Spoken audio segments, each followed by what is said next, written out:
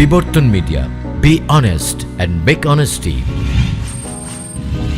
সত্যের পক্ষে গান গাই বলে আমি বিদ্রোহী, সত্যের পথে ডাকি বলে আমি বিপ্লবী। কোরআনের কথা বলি তাই বলে আমাকে মৌলবাদী, কোরআনের কথা বলি তাই বলে আমাকে মৌলবাদী। জিহাদের কথা বলি তাই বলে আমাকে জঙ্গিবাদী। কেন বিদ্রোহী বিপ্লবী মৌলবাদী আমি জঙ্গিবাদী, বিদ্রোহী বিপ্লবী মৌলবাদী কেন জঙ্গিবাদী? ঠিক কিনা? জন্মের পরে কানে আজান কি দেয়নি, তুমি মৌলবাদী ছাড়া হওনি। আবার মরণের পরে জানাজা পড়াবে, তখন কোথায় পালিয়ে যাবি? বিদ্রোহী বিপ্লবী মৌলবাদী কেন জঙ্গিবাদী, বিদ্রোহী বিপ্লবী মৌলবাদী কেন জঙ্গিবাদী? বেহায়া নারীর এই কেমন কথা, বোরকা দেখলেই মাথা ব্যথা। আবার পর্দার কথা যখন বলি তখন বলে ফতোয়াবাজি। বিদ্রোহী বিপ্লবী মৌলবাদী কেন জঙ্গিবাদী?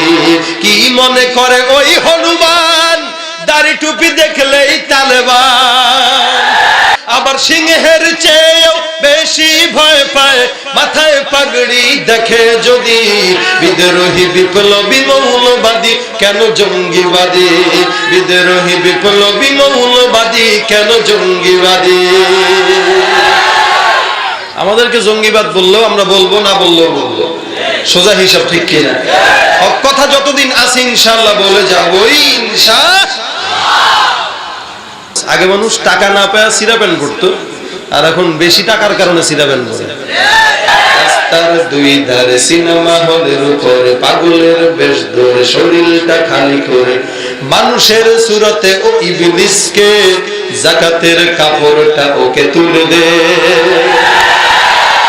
ওদেরকে দেখলে মনে হয় যাকাতের কাপড় দিতে। রমজান মাসে যদি যাকাতের কাপড় দেওয়ার মতো লোক না পান, ওদেরকে দিবেন ভাই যাকাতের কাপড় নেন। যদি বলে ওই তুই আমার চিনোস, আমি হলাম চেয়ারম্যানের মেয়ে। চেয়ারম্যানের মেয়ে হলে কি হয়েছে, আপনার কাপড় কই দেওয়া হলো? নতুন ওয়াজ ও ইসলামিক সঙ্গীত পেতে আমাদের বিবর্তন মিডিয়া চ্যানেলটি সাবস্ক্রাইব করুন।